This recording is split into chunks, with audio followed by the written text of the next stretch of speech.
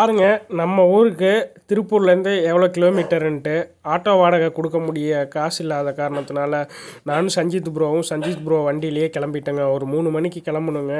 3 மணிக்கு போயிட்டு திருப்பூர் போயிட்டு அங்கே வந்துட்டு நம்ம ஜாக்கி ஈரோட்டில் ரெஸ்க்யூ பண்ணோம்ல, கால் அழுகி போய் ஈரோட்டிலேருந்து ஒரு ப்ரோ கொண்டாந்து கொடுத்துருந்தாங்கல்லாங்க. அந்த டாகை வந்து டாக்டர் சார் எடுத்துகிட்டு போக சொல்லிட்டாங்க. ஏன்னா இங்கே வந்து வச்சுக்காதீங்கங்க, போர்டிங் உங்களுக்கு தான் அதிகமாக காசு போகும்.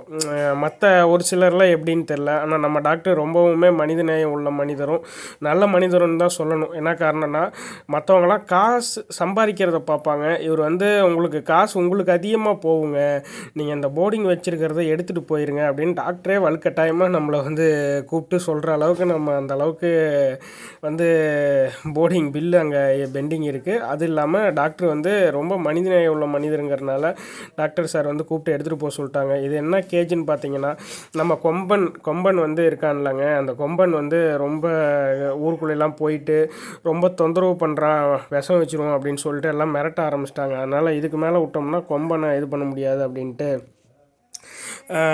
அதனால் வந்து கொம்பனை ஒரு இடத்துல லாக் பண்ணி வச்சுட்டாங்க. போய் திருப்பூரில் வேறு ஒரு இடத்துல கேஜ் வாங்கிட்டு சஞ்சித் ப்ரோ தாங்க ரொம்ப பாவம்.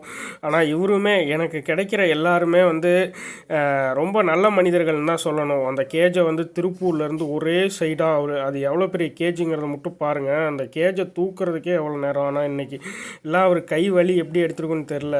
நேற்று தான் இந்த வீடியோ எடுத்தது, இன்றைக்கி தான் இதை வந்து யூடியூப் சேனலில் போடுறோம். அதனால் வந்து இந்த மாதிரி கஷ்டத்தை நம்ம அவருக்கு கொடுத்துட்டோங்கிறது ரொம்ப சங்கடமாயிருச்சு.